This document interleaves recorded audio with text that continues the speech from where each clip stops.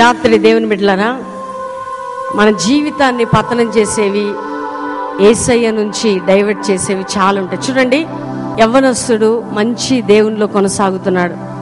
ఆ వ్యక్తి ఎప్పుడైతే యేసయ్యకి దగ్గర అయిపోయాడో, అపవాది ఏం చేస్తుందంటే గర్జించు సింహం వలె వాడు ఎవరిని మృంగుదునా అని వెతుకుతూ తిరుగుచున్న ఈ దినాల్లో నేత్రాశ, జీవపు డంబం, గర్వము, ఈ లోక సంబంధమైన అన్నీ కూడా ఆ యవ్వనస్తుని దగ్గరికి నడిపించి క్రీస్తు నుంచి తప్పించడానికి అపవాది ప్లాన్ చేసి యవ్వనస్తుని తన వైపు తీసుకుని దేవుని బిడ్డలారా.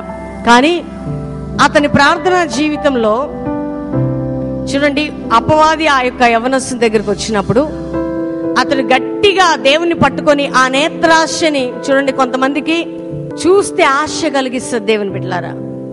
శరీరాశ, ఈ లోక సంబంధమైన ఇచ్చలు, ఆశలు ఏం చేస్తుంటాయంటే, నువ్వు ప్రార్థన చేస్తున్న టైంలో, నువ్వు ఈ దేవునితో నడుస్తున్న సమయంలో ఇవన్నీ కూడా దేవుని యొద్ద నుంచి నిన్ను మళ్ళించడానికి ఈ రూపంలో అపవాదిని యొద్దకు పంపిస్తూ ఉంటది. అప్పుడు నువ్వేం చేయాలో తెలుసా?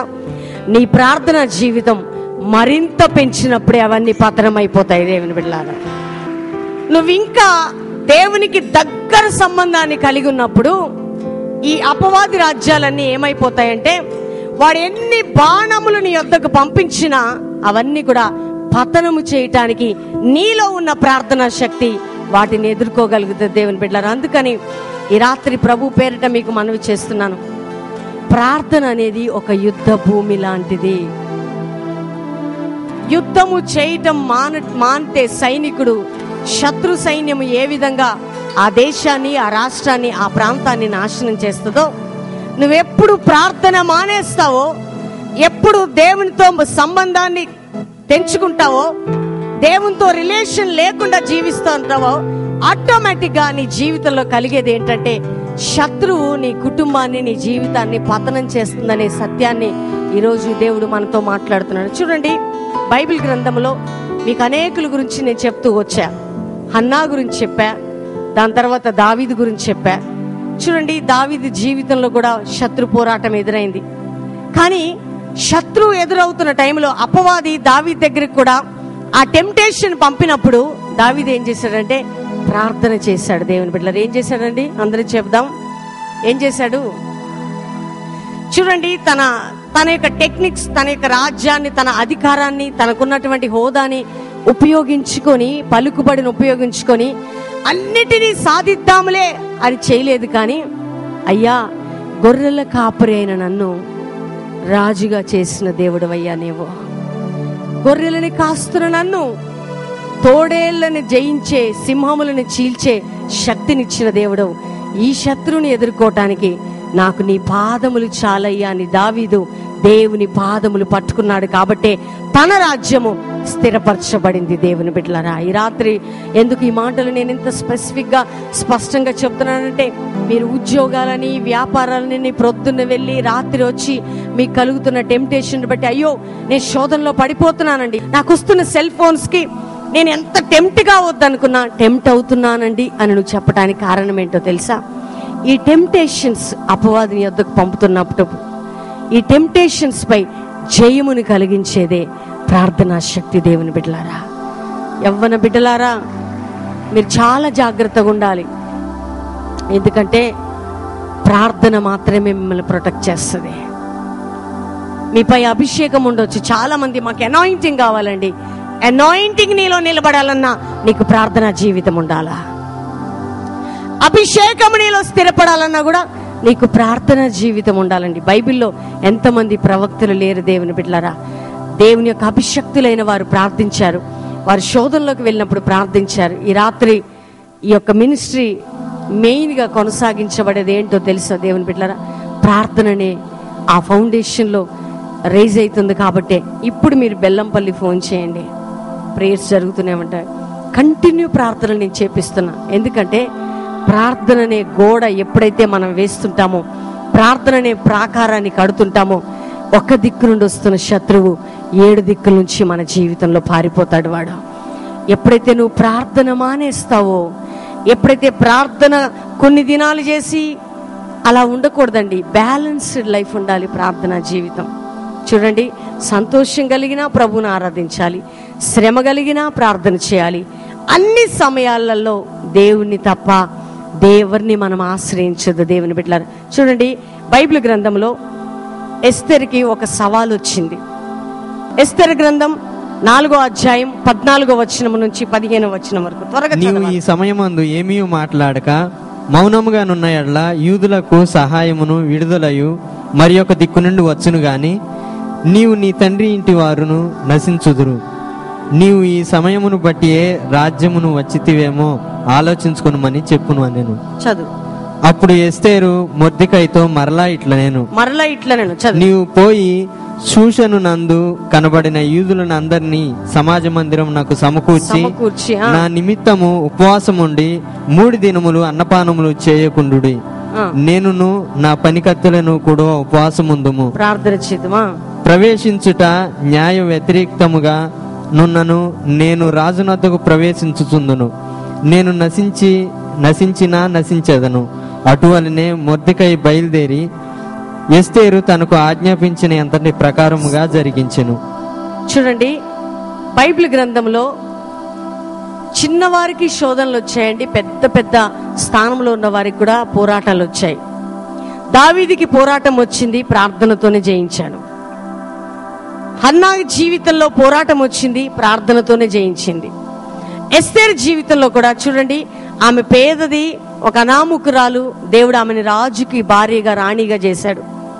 మంచి హోదాలోకి, అంటే ఒక ఉన్నతమైన స్థానంలోకి వెళ్ళింది. ఆ స్థానంలో కూడా ఆమెకు ఒక పోరాటం, ఒక సవాల్ ఎదురైంది. దేవుని బిడ్డలారా, ఆ సవాల్ ఎదురైనప్పుడు ఆమె చేస్తున్న ప్రాముఖ్యమైన పని ఏంటంటే, తను పెంచిన వ్యక్తి ఒక సవాల్ విసురుతున్నాడు. చూడు, ఈ సమయం బట్టి నువ్వు రాణివన్నావన్న సంగతి మర్చిపోవద్దు. ఒకవేళ యూదులకి రక్షణ మరో దిక్కు నుండి వస్తుంది, కానీ నువ్వు పట్టించుకోకపోతే దేవుడు నిన్ను విడిచిపెట్టడనే సవాల్ విసురుతున్నప్పుడు, టెక్నికల్ గా లేకపోతే తన అధికారాన్ని ఉపయోగించి, తన ఆధిపత్యాన్ని ఉపయోగించి, చాలా ప్రియమైన భార్యను కదా రాజుకి, అందమైన భార్యను కదా, కన్యకలందరికంటే నన్ను ప్రేమించాడు, అనేక స్త్రీల కంటే రాజు నన్ను ప్రేమించి ప్రియమైన భార్యగా చేసుకున్నాడు, నేను చెప్పింది నా భర్త చేస్తాడని ఓవర్ కాన్ఫిడెన్స్, అంటే ఎక్స్ట్రీమ్ గా ఆమె వెళ్ళలేదు. కానీ ఆమెకి తెలుసు, సర్వశక్తి కలిగిన దేవుని పాదములు పట్టుకుంటే మాత్రమే తన సమస్యకి జవాబు దొరుకుతుందని. దేవుని బిడ్డలారా, చూడండి, చాలా జాగ్రత్తగా ఆలోచించాలి మనం. ఒకవేళ నువ్వు హై క్వాలిఫైడ్ వ్యక్తివి కావచ్చు, నువ్వు సింపుల్ పర్సన్వి కావచ్చు, నువ్వు ఒక స్టూడెంట్వి కావచ్చు, నువ్వు ఒక సేవకునివి కావచ్చు, ఎవరికి ఎటువంటి పరిస్థితులనైనా ఒక సవాలు విసిరే ఇన్సిడెంట్స్ ఎదురైనప్పుడు మనుషుల వైపు చూడొద్దు, మనము రాజుల వైపు చూడొద్దు, కానీ సర్వశక్తి కలిగిన దేవుని వైపు చూడాలని ఈ రాత్రి మన అందరితో దేవుడు మాట్లాడుతున్నాడు. దేవుని బిడ్డలారా, రాజులను ఆశ్రయించుట కంటే, నరులని ఆశ్రయించుట కంటే యెహోవాని ఆశ్రయించుట మేలు. అదే ప్రార్థన. దేవుని బిడ్డలారా, జాగ్రత్త.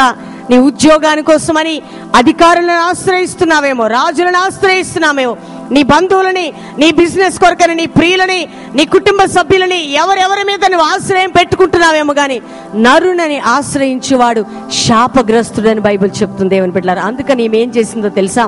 మొర్దెకై అటువంటి సవాలు మాట విసిరినప్పుడు ఎస్తేరు ఏం చేస్తుందంటే, ప్రార్థన చేయటానికి నేను పూనుకుంటానయ్యా, 3 దినములు అన్న పానములు మానేసి నా చెలికత్తెలతో పాటు నేను ఉపవాసం ఉండి ప్రార్థన చేస్తాను.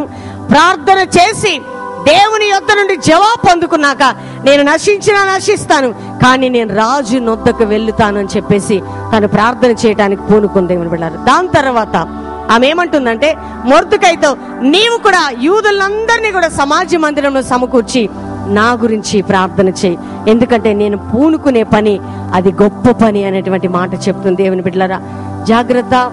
ఈ రాత్రి ప్రభువు మనందరితో మాట్లాడుతున్నాడు. మనం చేసే పని గొప్ప పని. దేవుని బిడ్డలారా, మనం చేయబోయే పని గొప్ప పని. దానికి కావలసిన క్వాలిఫికేషన్ ఏంటో తెలుసా? దానికి కావలసిన సొల్యూషన్ ఏంటో తెలుసా? ప్రార్థన, ప్రార్థన, ప్రార్థన. అందరం చెప్దాం, ఇక మీదట మనం ఏం ప్రార్థన చేయబోతున్నామని. అందరం మీ నోరు తెరిచి చెప్పండి. ఏం చేస్తారు మీరు? అంతేకా, మేము ప్రార్థన చేయబోతున్నాము. నీకు ఎటువంటి పోరాటం ఎదురైన దేవుని బిడ్డలారా, సవాలండి ఎస్తేరుకి. ఈ రోజుల్లో క్రైస్తవులు చాలా డిప్లొమాటిక్గా వెళ్ళి మనుషుల్ని అట్రాక్ట్ చేసుకోవడానికి ప్రయత్నం చేస్తున్నారు. నీ వాక్చాతుర్యంతో, నీ డిప్లొమాటిక్ మాటలతో, నీ శరీర సంబంధమైన వాటితో ఎవరిని నువ్వు సంపాదించుకోలేవు. కానీ నిజంగా నీలో రోషం ఉంటే నువ్వు మోకరించు, దేవుడు నీ కోసం గొప్ప కార్యాలు చేస్తాడు. దేవుని బిడ్డ, ఇది చేత కాదు కొంతమందికి. ఇది చేతకాక, దేవుని యొద్ద నుండి సంపాదించుకోవడం చేతకాక, దేవుని దగ్గర నుంచి మొరపెట్టడం చేతకాక, ప్రేమగా ఏవేవో ప్రజలను మాట్లాడి, చమత్కారంగా మాట్లాడి, వాక్చాతుర్యంగా మాట్లాడి, ఆ మాటలు చెప్పి ఈ మాటలు చెప్పి ఏదో డైవర్ట్ చేయాలని ప్రజలని నీ వైపు తిప్పుకోవాలని ప్రయత్నం చేస్తే నువ్వు ఫెయిల్యూర్ క్యాండిడేట్వి తప్ప నువ్వు పాస్ అయిన క్యాండిడేట్వి కాదు. ఎస్తర్ అంటుంది, నేను చచ్చినా పర్వాలేదు, నేను నశించినా పర్వాలేదు, నేను రాజుని వద్దకు వెళ్ళక ముందు సర్వశక్తి కలిగిన దేవుని యొద్దకు వెళ్తాను అంటుంది. దేవుని బిడ్డలారా, ఎవరి యొద్దకు వెళ్ళక ముందు? ప్రియమైన భర్త దగ్గరికి వెళ్ళక ముందు, తనని ప్రేమించే భర్త దగ్గరికి వెళ్ళక ముందు, తనకిష్టమైన భర్త దగ్గరికి వెళ్ళక ముందు, తనని చాలా చూసి ఆమె అంటే దయ, రాజుకి ప్రేమ, అయ్యో చాలా ప్రేమిస్తున్నాడు. కొంతమంది అంటారు, నేనంటే చాలా ప్రేమ అండి, నేను చెప్తే చేసేస్తాడు, జాగ్రత్త, అవి కూడా నీకు ఎదురైతాయి కొన్నిసార్లు, అవి కూడా నీకు వ్యతిరేకమైతే. అలా కూడా నువ్వు వెళ్ళకూడదు. దేవుని బిడ్డలారా, దావీదు ఏదైనా పని చేసేటప్పుడు దేవుని బలిపీఠం పట్టుకొని అయ్యా వెళ్ళుదునా మానుదునా అంటాడు. ఎందుకో తెలుసా?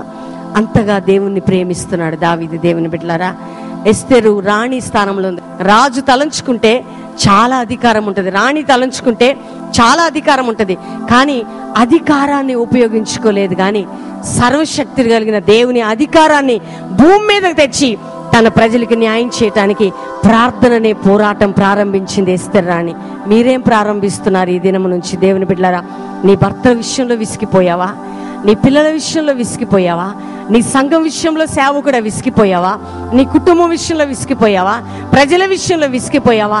నువ్వు ప్రజల్ని బ్రతిమలాడొద్దు ప్లీజ్. నా 2 చేతులు జోడించి మీకు మనవి చేస్తున్నా, నువ్వెంత కాలము ప్రజలని బ్రతిమలాడి వారి హోదాను బట్టి వారి వెంబడి తిరిగి వారిని వీరిని ఆశ్రయించి నీకున్న ప్రార్థన జీవితాన్ని పాడు చేసుకోవద్దు. కానీ నిజంగా నీలో ప్రార్థన శక్తి ఉంటే నువ్వు మోకరిస్తే ఎవరు నీ యొద్దకు రావాలో దేవుడు వారిని మెడవెచ్చి నీ దగ్గర తీసుకొని వస్తాడు. దేవుని బిడ్డలారా, ఆమె చేసింది ఒకటే ఒక ఆయుధం, ప్రార్థన. ఈ రాత్రి ప్రభు అంటున్నాడు, నీ చేతిలోనట ప్రార్థననే ఆయుధాన్ని యేసయ్య పెట్టాలని ఆశపడుతున్నాడట. ఎంతమందికి కావాలండి అది? చూడండి, బైబిల్ గ్రంథంలో తరతరముల వరకు ఎస్తేరు గురించి ధ్యానించడానికి ఆమె ప్రార్థనతో తన జనాంగానికి న్యాయం తీసుకొచ్చిన స్త్రీ. దేవుని బిడ్డలారా, ఈ రాత్రి ప్రభువు పేరిట మనవి చేస్తున్నాను, నువ్వు ఓడిపోయి ఉన్నావా? ఓటమిలో ఉన్నావా? నీకు న్యాయం జరగట్లేదా? కోర్టు సమస్యలో ఉన్నావా? భర్త పోరాటంలో ఉన్నావా? భార్య పోరాటంలో ఉన్నావా? పిల్లల పోరాటంలో ఉన్నావా? సేవా పోరాటంలో ఉన్నావా? నలిగి నలిగి నలిగి విరిగిపోతున్నావా? ఎంత కష్టంలో నువ్వు ఉన్నా కానీ మేము నీకు నేర్పించేది, ప్రభు మనకి నేర్పించేది ఒకటే ఒకటి, ప్రార్థన ప్రార్థన ప్రార్థన. నువ్వు ఎప్పుడైతే ప్రార్థన చేయటానికి పూనుకుంటావో సహోదరి, ఎప్పుడైతే నువ్వు మోకరించడానికి పూనుకుంటావో సహోదరుడా, అపవాదికి భయం స్టార్ట్ అవుతుంది నీ విషయంలో. శత్రువును వణికించేది ఏంటో తెలుసా?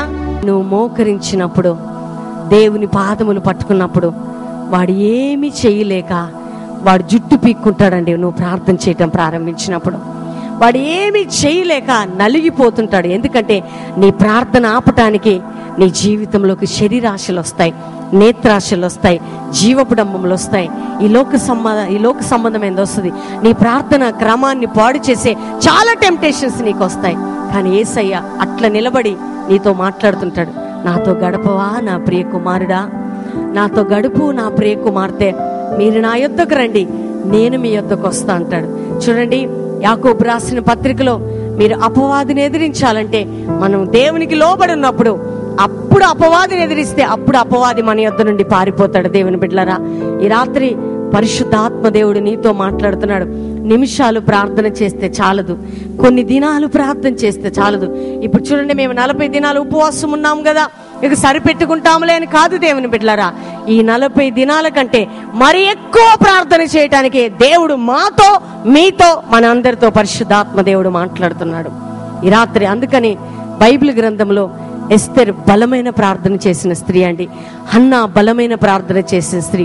దావీదు శ్రమ కలిగిన ప్రార్థన చేశాడు, శత్రువేదనైన ప్రార్థన చేశాడు, కుమారుల వ్యతిరేకమైన ప్రార్థన చేశాడు. చూడండి, మరో వ్యక్తిని చూద్దాం. భయంకరమైన పోరాటంలో ప్రార్థన చేసిన ఈ యొక్క వ్యక్తి గురించి చదువుకుందాం. యోనా 2వ అధ్యాయం, యోనా గ్రంథము 2వ అధ్యాయం 2వ వచనం. నేను ఉపద్రవములో ఉండి యెహోవాకు మనవి చేయగా ఆయన నాకు ప్రత్యుత్తరం ఇచ్చెను. పాతాళ గర్భములో నుండి నేను కేకలు వేయగా నీవు నా ప్రార్థనను అంగీకరించి ఉన్నావు. చూడండి, ఆ యొక్క యోనా జీవితంలో దేవుడు ఒక మాట చెప్తే ఒక స్థలానికి వెళ్ళమంటే ఒక స్థలానికి వెళ్ళడం ప్రారంభించాడు. దేవుని బిడ్డలారా, దేవుని మాట వినని వ్యక్తికి తన జీవితంలో ఏమొచ్చిందంటే భయంకరమైన శ్రమ వచ్చింది.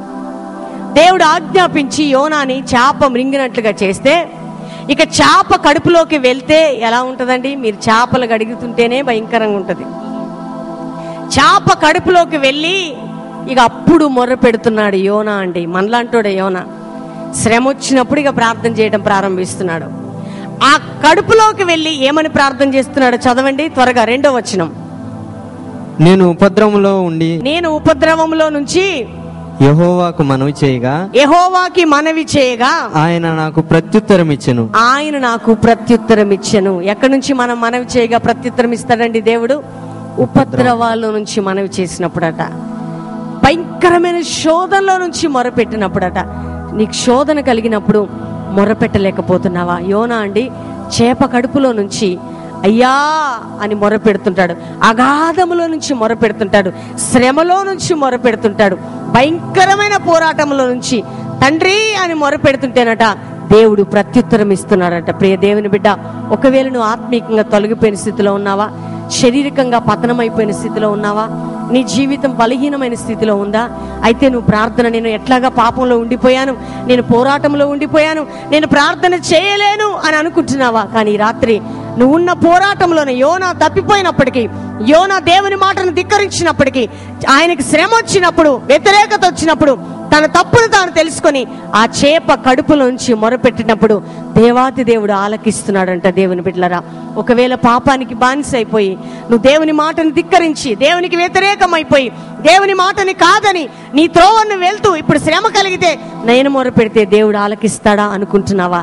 కానీ రాత్రి నీవు గాని అందులో నుంచి మొరపెడితే ఆ యొక్క భయంకరమైన శ్రమ నుంచి విడిపించడమే కాక, ఆ పాపం నుండి నేను తప్పించడమే కాక, నీకంటూ క్రొత్త జీవితాన్ని నా దేవుడు ఇవ్వాలని ఆశపడుతున్నాడు. సహోదరి సహోదరుడా, ఈ రాత్రి ఎంతమంది అండి మీరు శ్రమల్లో ఉన్నారా? మీరు ఉపద్రవాల్లో ఉన్నారా? మీరు పోరాటంలో ఉన్నారా? మీరు కరువులో ఉన్నారా? ప్రార్థన చేయలేకపోతున్నారా? ఆ టైం వచ్చినప్పటికి ప్రార్థన చేయలేక విసిగిపోతున్నారా? ఇవన్నీ సంభవిస్తున్నాయి కదా, నేనేం ప్రార్థన చేస్తాలే అనుకుంటున్నావా? ఈ టైంలోనేనట నీవు దేవునికి మొరపెట్టాలట. ఈ టైంలోనేనట నీవు దేవుని సన్నిధిలో మోకరించాలంట. దేవుని బిడ్డలారా, మాకు చాలా శ్రమలు వచ్చినప్పుడు, వ్యతిరేకతలు వచ్చినప్పుడు, నిందలు, అవమానాలు, శత్రు పోరాటం, మనుషుల పోరాటం ఎదురైనప్పుడు ఇక మేము ప్రార్థన చేయలేమేమో అనే కండిషన్లోకి వెళ్ళినప్పుడు దేవుడు మమ్మల్ని బలపరిచాడు. దేవుని బిడ్డలారా, అంతకంటే ఎక్కువగా పోరాటాల మధ్యలో ప్రార్థనలోకి వెళ్ళినప్పుడు దేవుడు ఎంత శక్తినిచ్చాడంటే, కోల్పోయిన బలం కన్నా, కోల్పోయిన శక్తి కన్నా, కోల్పోయిన ఆనందం కన్నా రెట్టింపు దేవుడు మాకు దయచేయడానికి కారణం ఏంటో తెలుసా? వ్యతిరేకతలు వస్తున్న టైంలో, అపవాది మమ్మల్ని పోరాటంలోకి నడిపిస్తున్న టైంలో మేము ఎక్కువ చేసేది ప్రార్థన. దేవుని బిడ్డలారా, మేమేం చేయాలని ఆశపడుతున్నాము, ఏం చేస్తున్నాము అదే మీకు తీర్చేస్తున్నాం. అందుకనే మేము మీ యొద్దకు వచ్చినప్పుడు, కొన్ని గంటలు నిలబడి ప్రజలు మా యొద్దకు వచ్చినప్పుడు మేము ప్రార్థన చేయడానికి కారణం ఏంటో తెలుసా? రియల్లీ దేవుని బిడ్డలారా, మేము ప్రార్థనలో ఉన్నప్పుడు యేసయ్య మనసు మాకు తెలుస్తుంది. ఆయన ఎంత ప్రేమ కలిగిన దేవుడో మేము అర్థం చేసుకోగలుగుతాం. ప్రజలు శోధనలో ఉన్నప్పుడు, శ్రమల్లో ఉన్నప్పుడు, ఇబ్బందుల్లో ఉన్నప్పుడు, ఇరుకుల్లో ఉన్నప్పుడు 2000 సంవత్సరాల క్రితం యేసయ్య ఎంత కనికరపడ్డాడో, ఎంత కృప చూపించాడో, ఎంత ఆదరించాడో, ఎంత ఓదార్చాడో. సమాజ మందిరంలోకి వెళ్ళి, గ్రామాల్లోకి వెళ్ళి, పట్టణాల్లోకి వెళ్ళి, వీధుల్లోకి వెళ్ళి ప్రజలని హత్తుకొని ఆదరించి ఓదార్చి ఎత్తుకున్న ప్రేమ యేసయ్య ప్రేమ. దేవుని బిడ్డలారా, ఆ ప్రేమ మాకు ఎప్పుడు అర్థమవుతుందంటే మేము యేసయ్య దగ్గర మోకరించినప్పుడే. అందుకనే మోకాళ్ళ జీవితం లేకుండా మీ యొద్దకు మేము రాము. దేవుని బిడ్డలారా, మేము యేసయ్యతో గడపకుండా ఆర్టిఫిషియల్ గా వచ్చి మీకు బోధించి మీ గురించి ప్రార్థించి వెళ్ళే సేవకులు మేము కాదు. మాకు తెలుసు యేసయ్య మనసు. అందుకనే మాకు ఎంత ఆశ అంటే మీరు గొప్ప ప్రార్థనా పరులు కావాలనే మా ఆశ. ఈ సిటీలోకి మేము అడుగుపెట్టింది మీ పేరు, మీ డబ్బు, మీ ప్రఖ్యాతులు, మీ సంతోషం, మీ ఆనందంలో పాలు పంచుకొని మేము గంతులు వేయాలని కాదు, కానీ ఈ భూలోకాన్ని తల్లక్రిందులుగా చేసే ప్రార్థనా యోధులుగా మిమ్మల్ని తయారు చేయాలని మేము పరిశుద్ధాత్మ దేవుడు ఆశపడుతున్నాము. దేవుని బిడ్డలారా, అదే మా ఆశ. ఈ రాత్రి మీరు ఏ స్థలంలో నుంచి ఈ యొక్క మీటింగ్కి వస్తున్నారు, ప్రతి సండే కూడా ఒక బలమైన ప్రత్యక్షత మీ మధ్యలో మేము విడుదల చేయబోతున్నాం. దేవుని ఆత్మ మమ్మల్ని బలవంత పెడుతుంది. దేవుని బిడ్డలారా, అయ్యో నా ప్రజలు మంచి డెప్త్లోకి వెళ్ళాలా, ప్రార్థనలోకి వెళ్ళాలా, ప్రార్థనలో పోరాడి గెలిచేవారిగా ఉండాలా. ఇప్పటి వరకు నువ్వేది చేయకూడదు అనుకున్నావో అది చేస్తున్నావా? ఏది నువ్వు మాట్లాడకూడదు అనుకున్నావో అది మాట్లాడుతున్నావా? ఏ శోధనలో పడకూడదు అనుకున్నావో ఆ శోధనలోకి వెళ్తున్నావా? అయితే యేసే నిన్ను ప్రేమిస్తున్నాడు. 2000 సంవత్సరాల క్రితం నీకోసం సిలువలో రక్తము కార్చి, గాయాలు అనుభవించి, మరణించి, ఆయన మరణమును జయించి తిరిగి లేచి మరలా రాబోతున్న ప్రభువైన యేసు క్రీస్తు నామములో మీకు శుభవార్త ఏంటంటే, దేవుడు నిన్ను, నీ కుటుంబాన్ని ప్రేమించి లేవనెత్తబోతున్నాడు. దేవుని బిడ్డలారా, నిన్ను రైజ్ చేయబోతున్నాడు ఆయన. ఎప్పుడు చూడండి, నీకు వెలుగు వచ్చినది లెమ్ము తేజరిల్లుమంటే, నువ్వు ఎప్పుడైతే ప్రార్థన చేస్తావో నీ జీవితంలో చీకటంతా బయటికి వెళ్ళిపోతుంది. యేసయ్య వెలుగు నీ గృహంలోకి వచ్చేస్తుంది. దేవుని బిడ్డ, ఈ రాత్రి మీకు ఎందుకు మిమ్మల్ని ఎంకరేజ్ చేస్తున్నానంటే, మీరు ఎక్కడ నలిగిపోతున్నారు, ఎక్కడ తృణీకరించబడుతున్నారు, ఎక్కడ పగిలిపోయిన జీవితం కలిగి ఉన్నారు. అయితే ఈ రాత్రి ప్రభు అంటున్నాడు, నీవు ప్రార్థన చేయాలి. దేవుని బిడ్డ, నీవు మొరపెట్టాలట యేసయ్యతో. నువ్వు అంటుకట్టుపడిపోవాలి. యేసయ్య నువ్వు కలుసుకోవాలి, ఆయనతో కలిసి నువ్వు జీవించాలి. అప్పుడు నీ జీవితంలో శత్రువు వచ్చినా, ఉపద్రవం వచ్చినా, నీ మీద పొర్లి పారే ఆ యొక్క తరంగాలు వచ్చినా నువ్వు ఎలా నిలబడగలుగుతావంటే, బండ మీద కట్టబడిన గృహములాగా నా దేవుడు నేను నిలబెట్టాలని ఆశపడుతున్నాడు. ఈ రాత్రి నీ గురించే దేవుడు నిన్ను, నీ కుటుంబాన్ని, నీ కన్నీరు చూసి నీ బాష్ప బిందువులను తుడవాలనే దేవుడు నీతో మాట్లాడుతున్నాడు. ఏలియా ప్రార్థించాడు, ఎలీషా ప్రార్థించాడు, మోషే ప్రార్థన చేశాడు, దావీదు ప్రార్థన చేశాడు, ఎస్తేరు ప్రార్థన చేసింది, హన్నా ప్రార్థించింది, యేసయ్య ప్రార్థించారు, అపోస్తలులు ప్రార్థించారు. మనము ప్రార్థన చేయబోతున్నాము. దేవుని బిడ్డలారా, వారందరూ ప్రార్థనతో జయించారు. యేసయ్య నీ ముందు నిలబడి అంటున్నాడు, నా కుమార్తె, నా కుమారుడా, నీవు నాతో మాట్లాడతావా? నేను నిన్ను లేపుతానంతే.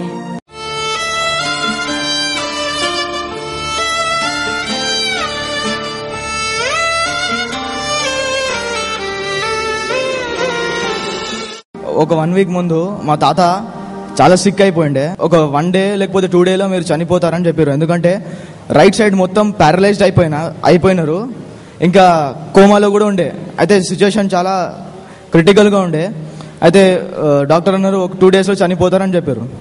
అయితే అప్పుడే మా కజిన్ వచ్చి హ్యాంకర్చిఫ్ ఇక్కడ ఈ మినిస్ట్రీ నుంచి తీసుకుపోయినాం. అది హ్యాంకర్చిఫ్ పెట్టిన తర్వాత ఒక నెక్స్ట్ మినిటే దేవుడు మా తాతని మరణం నుంచి జయించారు. కోమా మొత్తం బయటికి వచ్చే చెరుపు చాలా బాగున్నారు ఆరోగ్యంగా. Praise Lord brother, praise Lord sister. నా కూతురు అసలు పుట్టంగానే ఏడవలేదు, అసలు చచ్చిపోతారని చెప్పారు. చచ్చిపోతారు, 5 ఛాన్సెస్ లేవు. స్ప్రేర్ ఆయిల్ పెట్టి ఖర్చు పెట్టాను. తర్వాత చూడండి సిస్టర్ ప్రార్థన చేసింది. ప్రార్థన చేసాకనే నా కూతురు లేచి ఏడ్చింది. హార్ట్ లో ప్రాబ్లం అని చెప్పారు, కానీ ఇప్పుడు హార్ట్ లో ప్రాబ్లం ఏం లేదు. 3 months లో హార్ట్ లో హోల్ కూడా క్లోజ్ అయిపోతుందని చెప్పారు. దేవుడు ఆ బిడ్డని లేపిన దేవుడు సంపూర్ణ స్వస్థత ఇస్తాడు. కాబట్టి అద్భుతంగా ఆ బిడ్డకి మంచి ఆరోగ్యం. మన కుడి చేయి పైకెత్తుదాం, ఈ బిడ్డ కొరకు చిన్న ప్రార్థన చేద్దాం. దేవా, నువ్వు గొప్ప దేవుడు యేసయ్యా. ఈ హార్ట్ లో హోల్ కూడా క్లోజ్ అయిపోవును గాక.